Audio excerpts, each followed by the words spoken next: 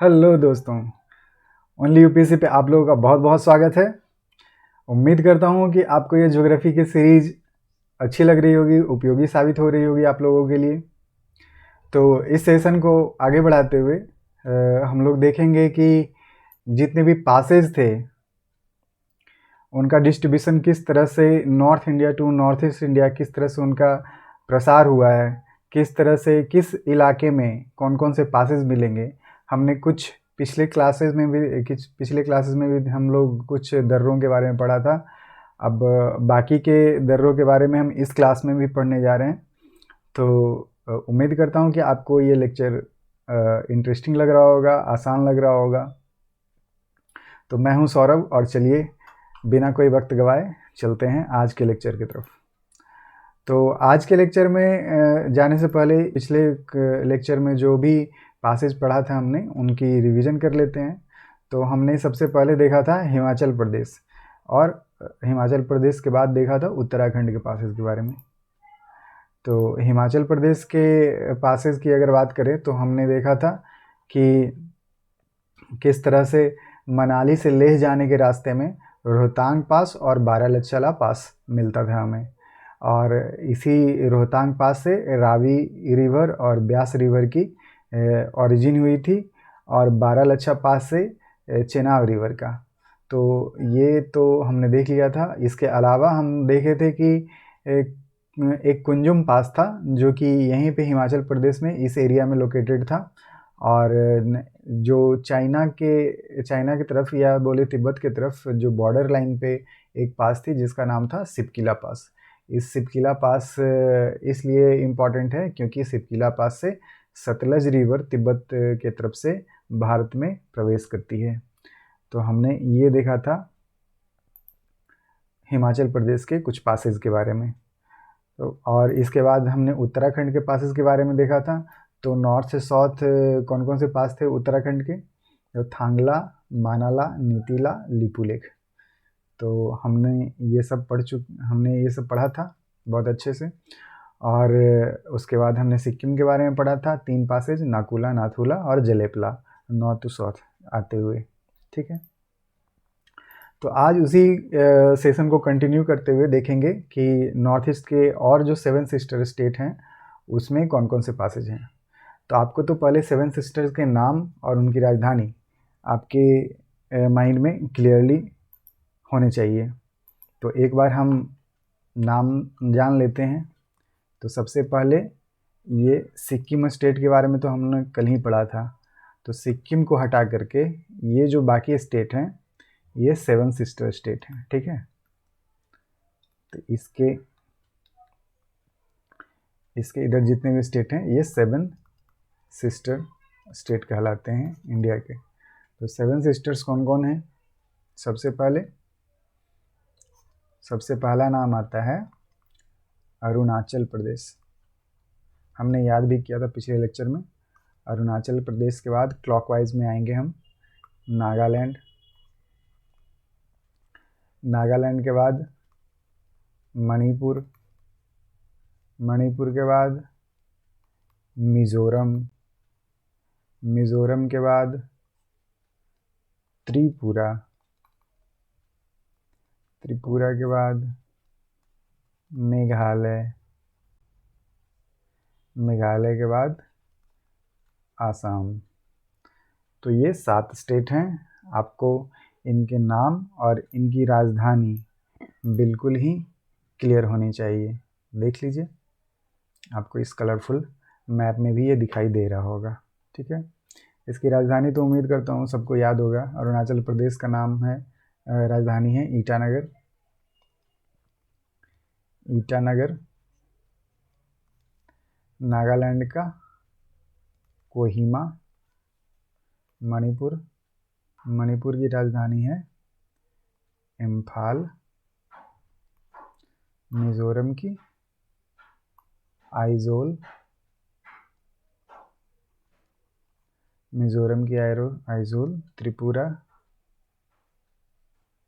आपको दिखाई दे रहा होगा उम्मीद करता हूँ। मैं एक बार चेक कर लेता हूँ।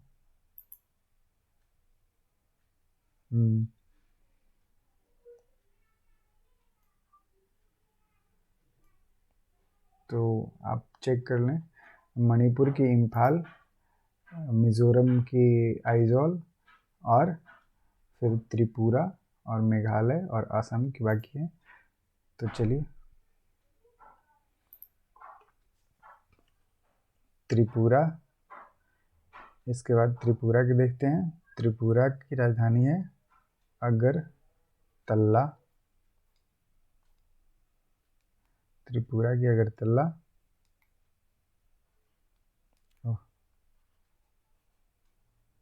अगरतला। और मेघालय की राजधानी है शिलोंग। आसाम की राजधानी है दिसपुर। इतना तो आपको आई होप पता होगा।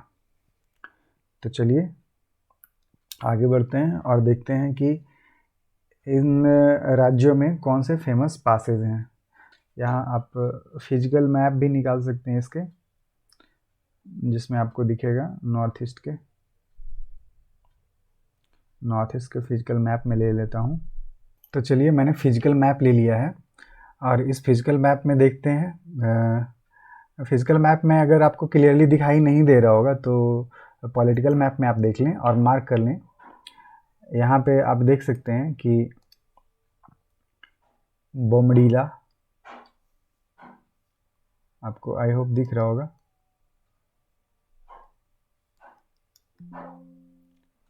बोमडीला। उसके बाद मार्क किया हुआ है यहाँ सेला, उसके ऊपर नॉर्थ में मार्क किया हुआ है बुमला। ठीक है, ये है तवांग वैली अपनी। ठीक है, तो आप यहाँ भी मार्क कर सकते हैं, ये है तवांग वैली, इस एरिया को बोलते हैं तवांग वैली। और ये है बोमडीला। तो बोमडीला से तवांग वैली की ओर जाते हुए 3 पासेज मिलते हैं हमें, बोमडीला, सेला, बुमला। ठीक है, तो ये हमें याद रहना चाहिए। हम यहाँ लिखेंगे, टाइटल देंगे अरुणाचल प्रदेश। अरुणाचल प्रदेश में अगर हम बोमडीला से तवांग वैली की ओर जाते हैं तो हमें 3 पासेज मिलते हैं, राइट। कौन कौन से पास हैं? तो बोमडीला, सेला और बुमला। तो पहली पास है बोमडीला, सेला, फिर बुमला। तो ये बोमडीला से तवांग वैली की ओर जाते हुए, इसको उल्टा ये भी बता सकते हैं कि तवांग वैली से इधर आते हुए, तभी तो बोलेंगे हम कि नॉर्थ से साउथ की तरफ आते हुए।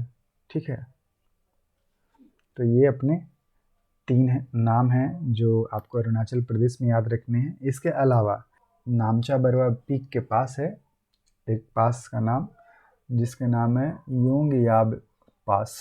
आपको शायद दिखाई दे रहा होगा, अगर नहीं दिखाई दे रहा है तो आप इस तरह लिख लें अपने मैप में, योंगयाब पास। दिख रहा है, योंगयाब पास। ठीक है, ये योंगयाब पास के पास कौन सा, इस दर्रे के पास कौन सा फेमस पीक था जिसके बारे में हम ऑलरेडी पढ़ चुके हैं? तो ये पीक था नामचा बरवा पीक।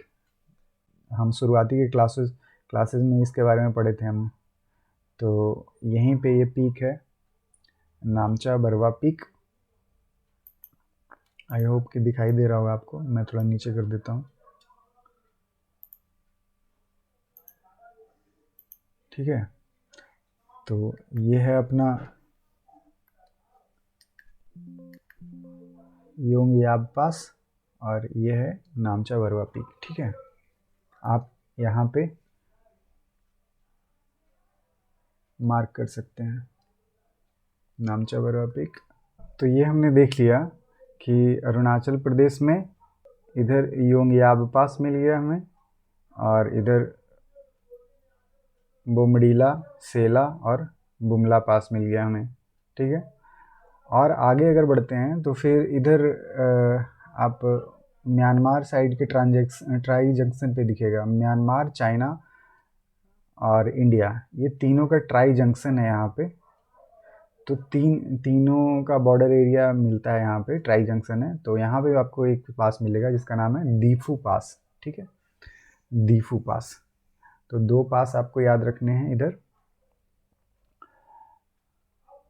दीफू पास और यांग योब पास। अब और नीचे आएंगे मणिपुर की तरफ, नागालैंड छोड़ करके मणिपुर जब आते हैं तो मणिपुर में आपको म्यांमार जाने के लिए, मणिपुर से म्यांमार जाने के लिए एक पास मिलता होगा जिसको जो पास बोलते हैं, सो पास, जू पास या सो पास। इसका स्पेलिंग होता है TSO पास। ठीक है, इसको जो पास या सो पास बोलते हैं, आपको ये भी याद रखना है। तो चलिए हम इसे नोट डाउन कर लेते हैं ताकि हम दोबारा इसे भूलें ना। अरुणाचल प्रदेश में एक पास तो ये हो गया, दूसरा पास ये हो गया, तीसरा पास ये हो गया। चौथे पास का नाम हमने पढ़ा योंग याब पास। ठीक है, और लास्ट में एक पास हमने पढ़ा ट्राई जंक्शन पे, दीफू पास। तो ये इंडिया से चाइना की तरफ जाने के लिए ये पास था। ये तीनों पास तो इंडिया में ही थे इंटायरली, और दीफू पास कहाँ जाना था? दीफू पास ट्राई जंक्शन पे था। किसके ट्राई जंक्शन थे ये लोग? ये किसके ट्राई जंक्शन थे? तो ये ट्राई जंक्शन था इंडिया, म्यांमार और चाइना। तो ये तीनों के ट्राई जंक्शन पे थे दीफू पास। फिर जब हम थोड़ा आगे बढ़े तो हमने देखा मणिपुर में। मणिपुर में कौन एक पास पढ़ा था हमने? जो पास। तो टाइटल देंगे मणिपुर, और मणिपुर में एक ही पास है जिसका नाम है जो पास।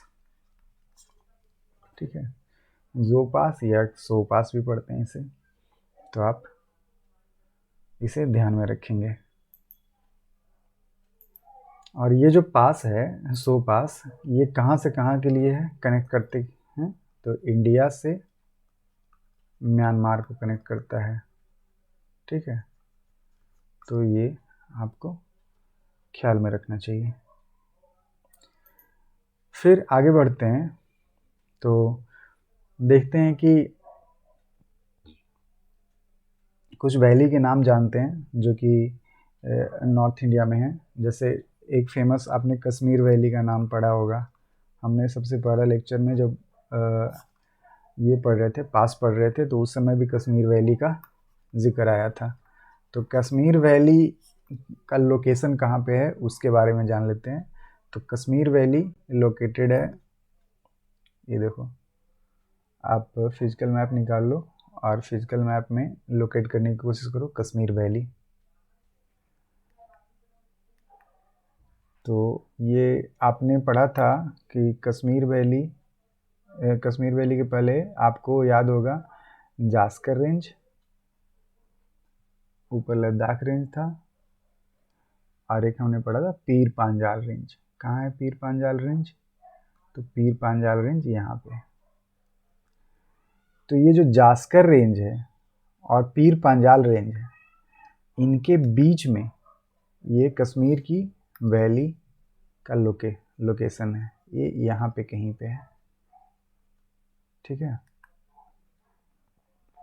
ये यहाँ पे कहीं पे है कश्मीर वैली। तो हम याद रखेंगे कश्मीर वैली किन के बीच है? तो जास्कर और पीर पांजाल रेंज के बीच में। ठीक है, और ये कश्मीर वैली किस लिए फेमस है? तो कश्मीर वैली फेमस है अपने करेवास सॉइल के लिए। कश्मीर वैली में एक फेमस सॉइल पाया जाता है जिसका नाम है करेवा सॉइल। तो ये खास तरह की मिट्टी होती है। ये मिट्टी बनती कैसे है? तो ये मिट्टी बनती है ग्लेशिएटेड सॉइल। ये ग्लेशिएटेड सॉइल है। ग्लेशिएटेड सॉइल क्या होता है? आपने पढ़ा होगा ग्लेशियर, हिमखंड जो होता है, जो बर्फ पे, पहाड़ों पे बर्फबारी से बनती है, तो उसके नीचे जो मिट्टी बनती है उस तरह के सॉइल को ग्लेशिएटेड सॉइल बोलते हैं। तो इस ग्लेशिएटेड सॉइल से इस सॉइल का फॉर्मेशन, इस मिट्टी का फॉर्मेशन होता है। तो इस मिट्टी का नाम क्या है? करेवास सॉइल। ये जो करेवास सॉइल है, ये सॉइल फेमस क्यों है? तो ये करेवास सॉइल फेमस है सैफरॉन के लिए। सैफरॉन आपको पता है, सैफरॉन की खेती होती है जम्मू कश्मीर में, ये तो आपने सुना ही होगा। तो उसी सैफरॉन के लिए फेमस है करेवास सॉइल। सैफरॉन को हिंदी में क्या बोलते हैं? हिंदी में केसर बोलते हैं। तो केसर की खेती के लिए ये फेमस है। यहाँ का सैफरॉन का एक वर्जन होता है, लोकल जो प्रोडक्शन होता है सैफरॉन का, वो टाइप का नाम है जाफरान। आपको सैफरॉन बोले या जाफरान बोले या केसर बोले, तो एक ही बात होनी चाहिए, आपको समझ में आनी चाहिए। जम्मू कश्मीर के सैफरॉन की बात कर रहे हैं। जाफरान मतलब जम्मू कश्मीर की खास लोकल जो प्रजाति है सैफरॉन की, उसकी बात कर रहे हैं। जो केसर की लोकल प्रजाति है कश्मीर की, उस कश्मीर की लोकल प्रजाति की बात कर रहा है, जिसका नाम जाफरान। और वैसे तो केसर बहुत जगह पाए जाते हैं वर्ल्ड वाइड, ठीक है, तो आपको ये ध्यान में रखना है। लेसर हिमालय के बारे में पढ़ा था, लेसर हिमालय। तो लेसर हिमालय में बहुत सारे टूरिस्ट प्लेस हैं, उनके नाम आपको ध्यान में रखने हैं।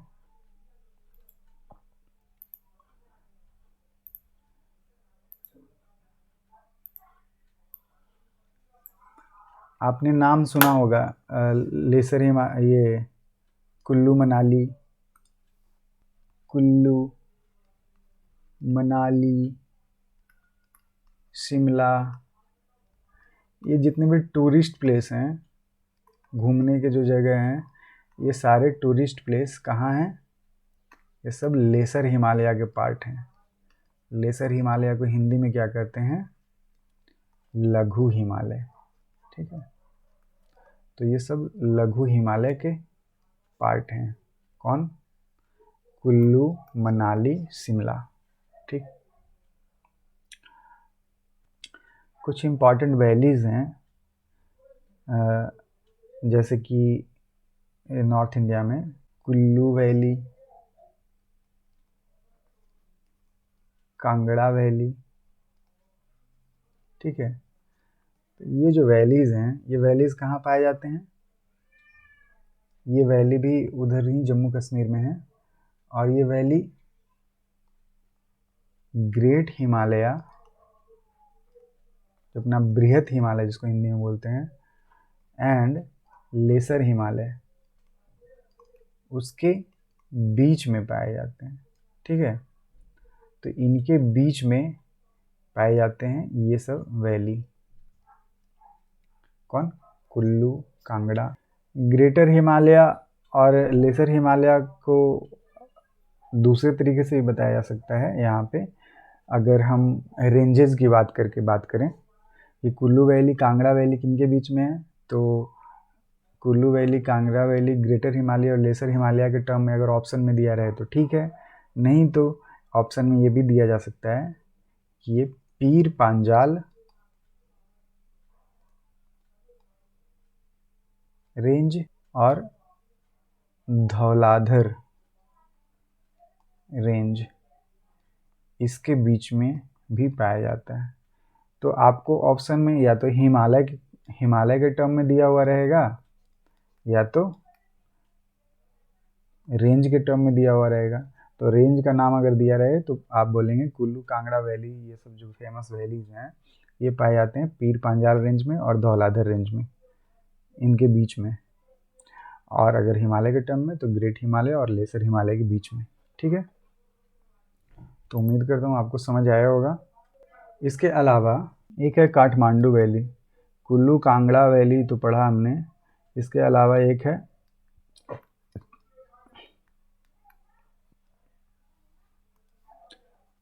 काठमांडू। वैली। तो काठमांडू वैली कहाँ है? तो ये भी great Himalaya and lesser Himalaya के बीच में ही है। ठीक है, तो आपको तीनों हिमालय जो हम तीनों वैली जो हमने पढ़ा यहाँ पे 1, 2 और 3, ये तीनों ग्रेटर हिमालय और लेसर हिमालय के बीच में है। लेकिन इन दोनों को अगर स्पेसिफाई करके बताया जाए तो पीर पांजाल और धौलाधर रेंज के बीच में भी कुल्लू कांगड़ा वैली को बोला जा सकता है। अब चलते हैं उत्तराखंड की तरफ। उत्तराखंड में कुछ फेमस चीज़ें हैं जिनके बारे में जान लेते हैं। यहाँ के जो वैली हैं, यहाँ के जो घाटियाँ हैं, इन घाटियों को बोला जाता है दून्स।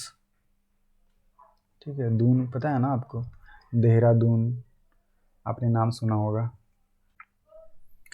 तो उत्तराखंड में जो घाटियाँ पाई जाती हैं उन घाटियों को दून्स कहते हैं।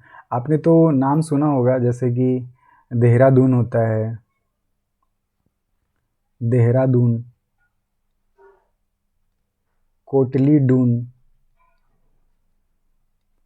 या पट्टी दून, ये सब फेमस दून्स हैं। तो इस तरह के दून कहाँ पाए जाते हैं? उत्तराखंड के रीजन में पाए जाते हैं। ठीक है, इसके अलावा कुछ प्लेन्स हम पढ़ेंगे। प्लेन मतलब मैदानी भाग। ठीक है, मैदानी भूभाग। तो मैदानी भूभाग को क्या बोलते हैं? प्लेन। सिक्किम, आसाम,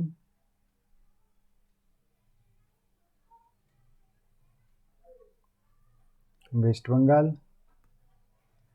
इस साइड जो प्लेन पाए जाते हैं, मैदानी भूभाग पाए जाते हैं, इनको कहा जाता है दुआर।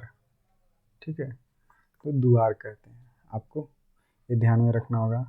फिर केरला के साइड अगर जाते हैं, केरला के साइड जो मालाबार कोस्ट है, हम पढ़ेंगे कि किस साइड के कोस्ट को क्या कहते हैं, वो बाद में हम पढ़ेंगे अच्छे से। लेकिन अभी फ़िलहाल जान लेते हैं कि केरला के जो तटीय इलाका है, केरला के आसपास यानी कि सॉदर्न इंडिया में, तो उन तटीय इलाकों में जो लेक पाए जाते हैं, जो झील पाई जाती हैं, उन झीलों के एक स्पेशल नाम होते हैं। उन झीलों को बोला जाता है लेगून। ठीक है, लेगून या कयाल। ठीक है, तो केरला में जो लेक्स पाए जाते हैं, ये कैसे लेक होते हैं? ये ब्रैकिश वाटर लेक होते हैं। ब्रैकिश वाटर लेक किसको कहते हैं वो मैं बताता हूँ। पहले आप इसके नाम जान लीजिए। इसको कहा जाता है लेगून। यहाँ के लोकल लैंग्वेज में इसको कहा जाता है कयाल। तो लोकल लैंग्वेज में यहाँ कयाल कहते हैं, ऐसे लेगून लेक होता है। मैं बता रहा था कि ब्रैकिश वाटर जिसे कहते हैं। तो मान लिया ये इंडिया है अपना, इंडिया का ये सॉदर्न इलाका है, यहाँ पे समुद्र है इधर बाहर। तो समुद्र से तटीय इलाकों में पानी जाएगी जब तेज़ी से जब वेव आएंगे, जब तरंग उठेगी बहुत तेज़, तो पानी इधर अंदर की हो जाएगी और अंदर से पानी जाने के बाद फिर वापस से आती है, बाहर चली जाती है, फिर वेव लौटती है ना, तो फिर से ये वेव बाहर भी चली जाती है। लेकिन बाहर जाते समय कुछ गड्ढे यहाँ रहते हैं आसपास के तटीय इलाकों में, उन गड्ढों में ये पानी भरे रह जाते हैं। तो जो पानी भरे रह जाते हैं उन्हीं को कहा जाता है लेगून। तो इस तरह से जो लेक बनते हैं उन्हीं को लेगून या कयाल कहते हैं। तो आपको ये पता होना चाहिए। और हमने एक बात पढ़ा था जो कश्मीर के बारे में, कश्मीर वैली में। तो कश्मीर वैली में जो घास के मैदान पाए जाते हैं,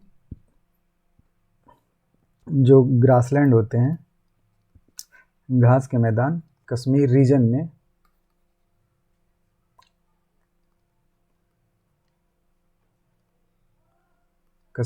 में जो घास के मैदान होते हैं उनको कहा जाता है मर्ग। ठीक है, मर्ग। तो ये मर्ग आपने नाम सुना होगा, सोनमर्ग फॉर एग्जाम्पल, सोनमर्ग नाम सुना है आपने? कश्मीर में सोनमर्ग का इलाका होता है,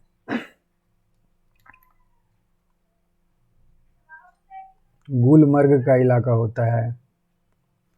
ये सब मर्ग क्या है? तो ये घास के मैदान है, ठीक है, कश्मीर के रीजन में। तो ये आपको ध्यान रखना चाहिए।